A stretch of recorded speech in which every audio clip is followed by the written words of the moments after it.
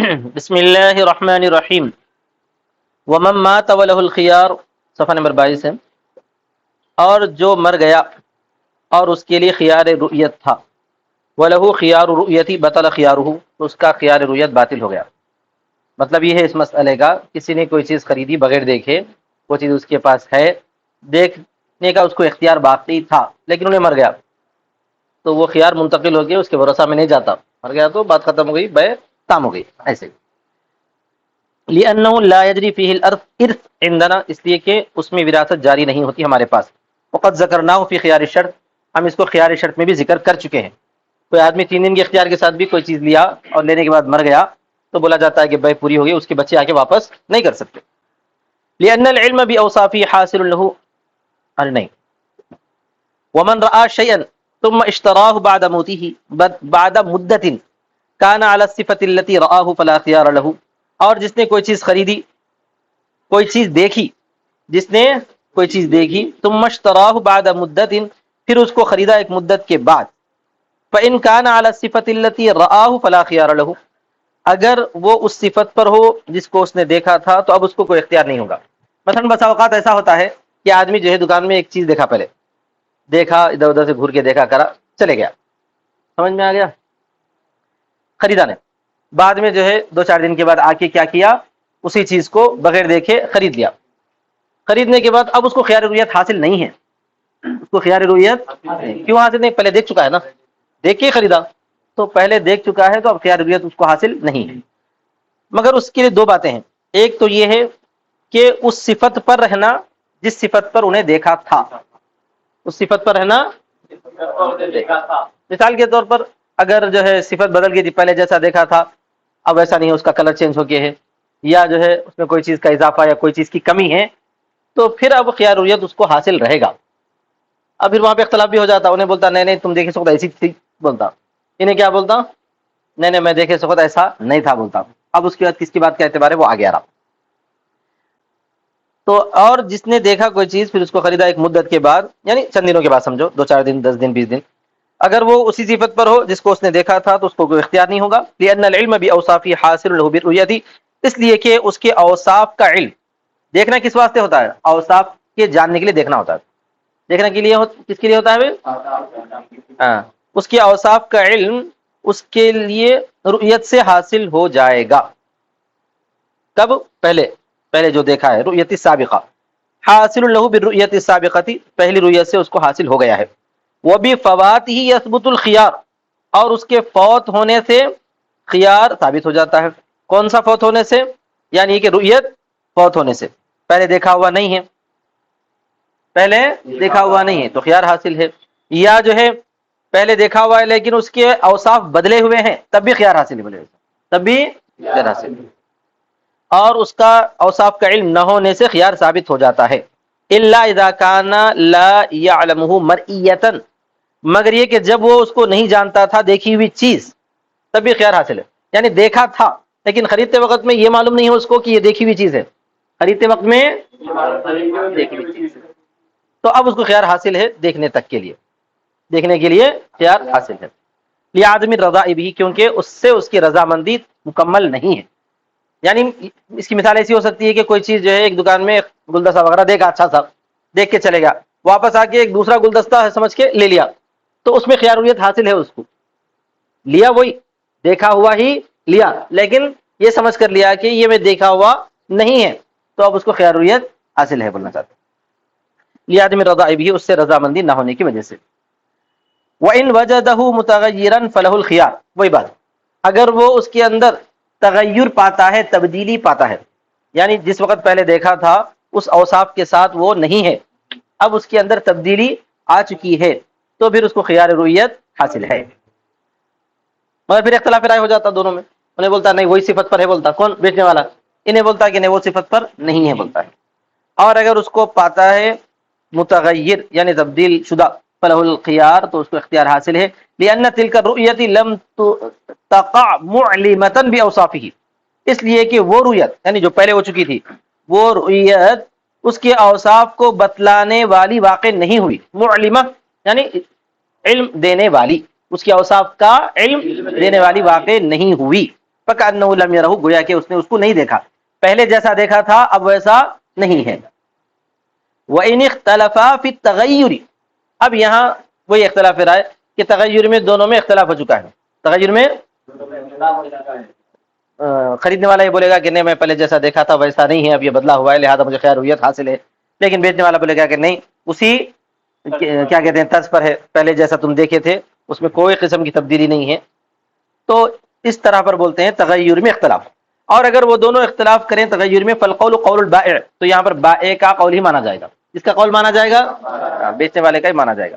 کیوں؟ لأن التغیر حادث، اس لیے کہ تبدیلی حادث ہے. تبدیلی کیا ہے؟ حادث ہے. حادث معنی تبدیلی نئی چیز ہے، پہلے سے چیز ویسی تھی ابھی بھی ویسی ہی مانی جائے گی جب تک کہ کوئی کے پاس ثبوت نہ ہو. اب ثبوت کیا رہتا ہے اس کے پاس؟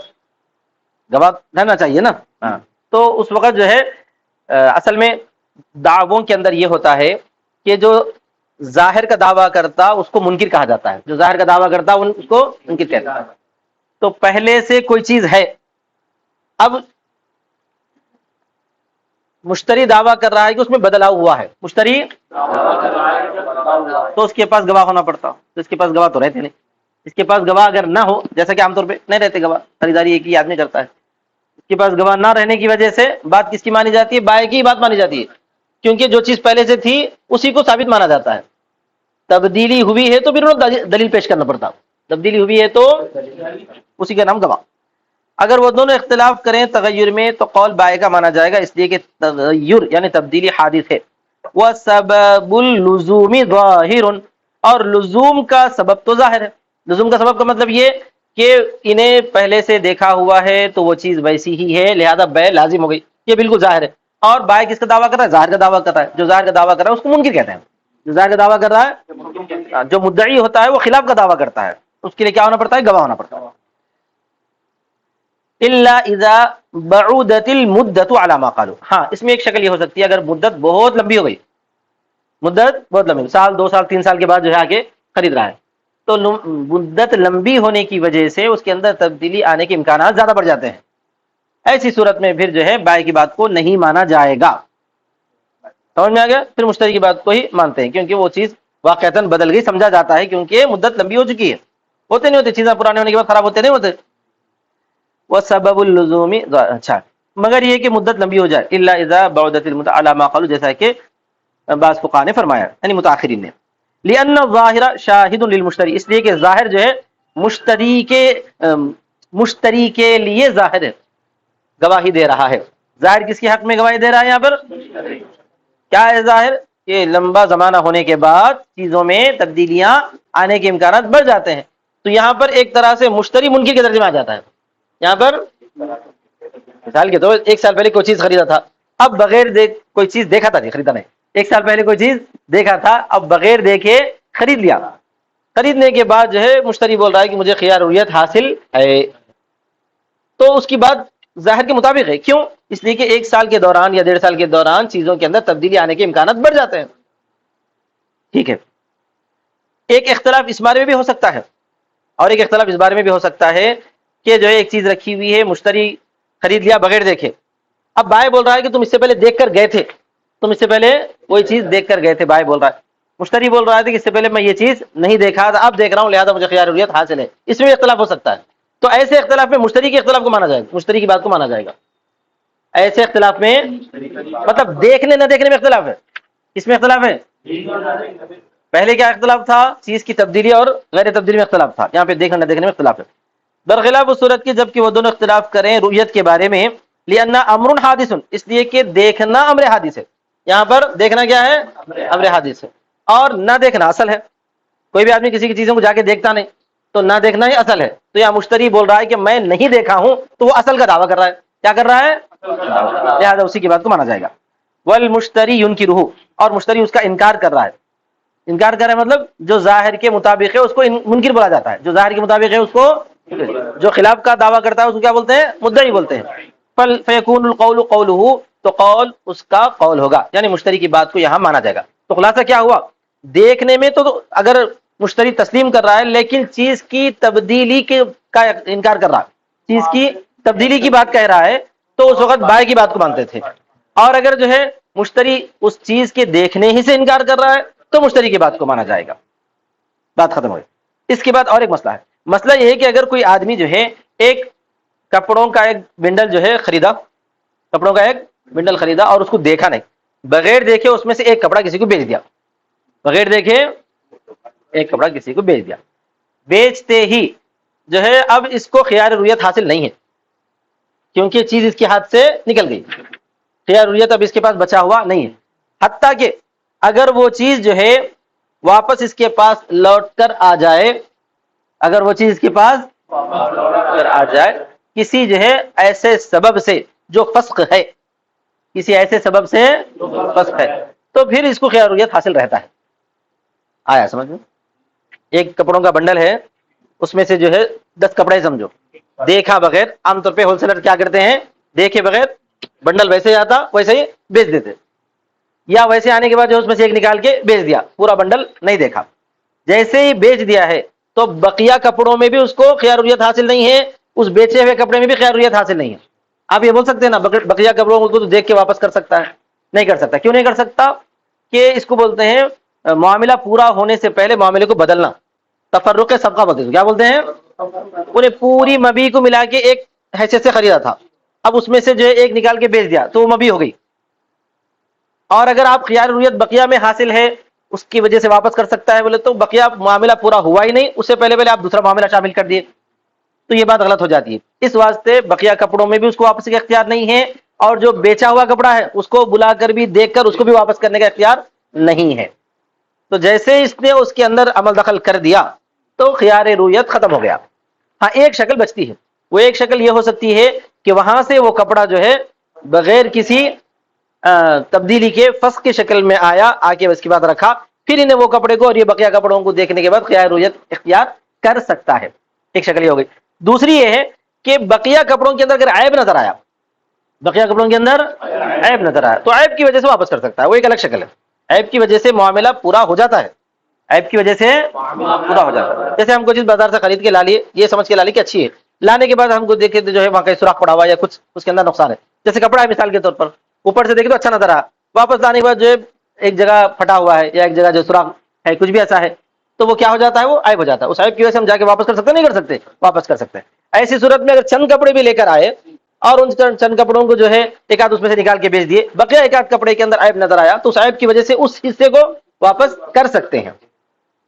یہ فرق ہے، عیب آ جائے تو کر سکتے ہیں، اس کو بولتے ہیں خیار عیب، جس کا مسئلہ تفصیلات سے آگے آ رہا ہے باب۔ لیکن یہاں خیار رویت اس کا ختم ہو جاتا ہے اس میں تصرف کرنے کے بعد۔ بولو تصرف یا تو استعمال کو بولتے ہیں آپ، یا تو بیچنے کو بولتے ہیں، اسی طرح آتے ہبا کو ہی بولتے ہیں۔ ہبا کا مطلب کسی کو دے دیے اور اس کو ہبا کر دیے، تو ایسی صورت میں بھی اس کو خیار رویت بقیہ کپڑوں میں بھی حاصل نہیں ہے اور اس میں بھی حاصل نہیں ہے۔ ہاں اس میں اور بقیہ میں اختیار حاصل ہونے کی ایک شکل ہے کہ وہ وہاں پر فسخ ہو جائے، کسی وجہ سے فسخ ہو جائے، اور فسخ ہونا کیسے ہوتا ہے؟ قاضی کے فیصلے سے ہوتا ہے۔ سمجھ میں آ گیا نا؟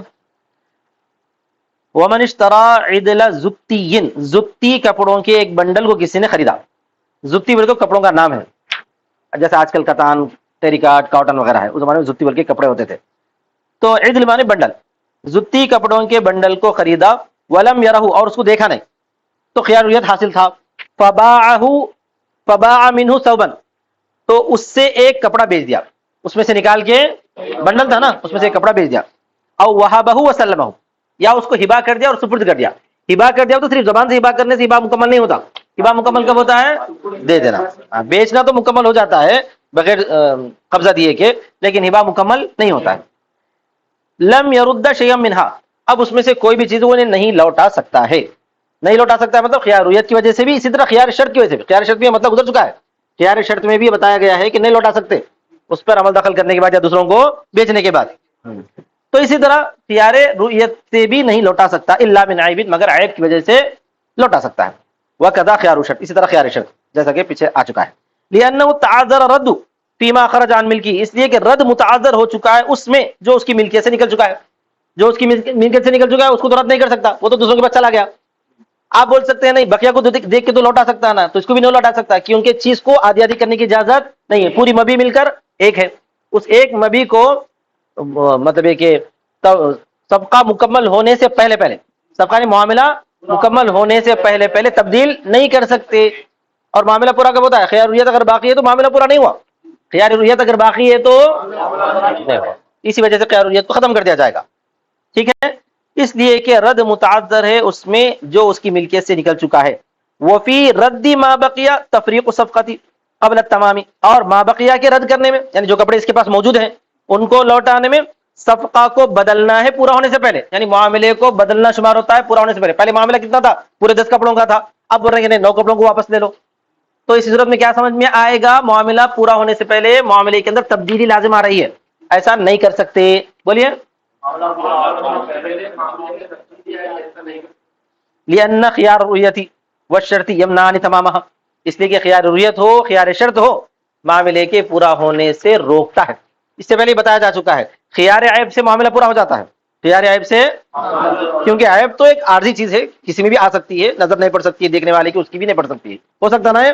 ہاں، لیکن خیار رویت اور خیار شرط ان دونوں کی وجہ سے معاملہ پورا نہیں ہوتا ہے جب تک رویت سے انہیں دیکھ کر رویت کا خیار حاصل کر کے واپس کر دے تو ختم، معاملہ پورا نہیں ہوا تھا. خیار شرط میں بھی 3 دن پورے ہونے سے پہلے پہلے تک معاملہ پورا نہیں ہوا ہے، لہذا اب تبدیل نہیں کر سکتے معاملہ پورا ہونے سے پہلے.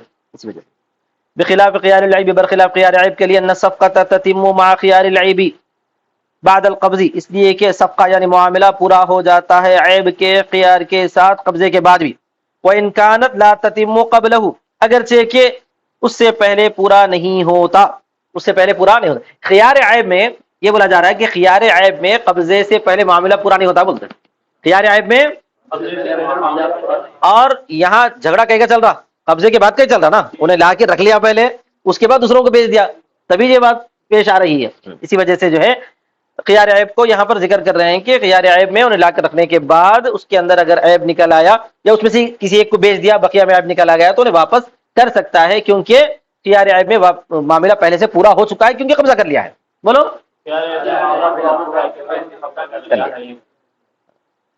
فلو عاد الیہ بسبب هو فسخ، ہاں وہی دوسرا مسئلہ جو میں بولا تھا، اگر وہ کپڑا اس کے پاس لوٹ کر آ گیا، یعنی اس بنڈل میں سے ایک کپڑا اس نے جو بیچ دیا وہ کپڑا اس کے پاس لوٹ کر آ گیا ایسے سبب سے جو کہ فسخ تھا، ایسے سبب سے. ہاں، یعنی کوئی معاملہ ایسا ہو گیا تھا کہ قاضی صاحب بلا کے فسخ کرا دیے.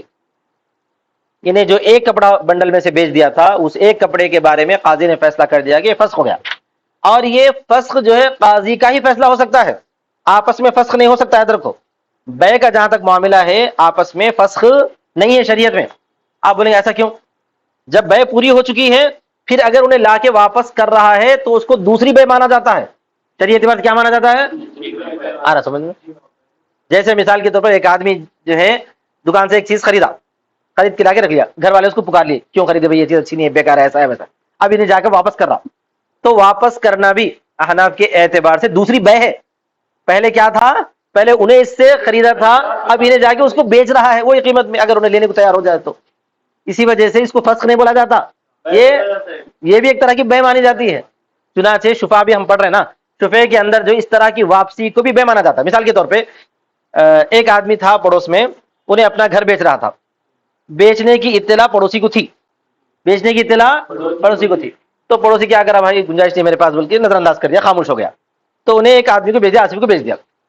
پھر آصف میں لے لیے، تھوڑے دن 1-2 دن کے بعد آصف کے گھر والے پکار لیے، کہاں جا کے لیا؟ میں زمین وہاں بیکار ہے، ایسا ہے ویسا ہے. تو آصف میں کیا کرے، نہیں بھائی مجھے نہیں چاہیے آپ کی زمین، آپ واپس لے لو. بلکہ پھر کیا کرے، اس کو واپس دے دیے. انہیں تیار بھی ہو گیا، جانے تو کسی اور کو بھیج دیں گے.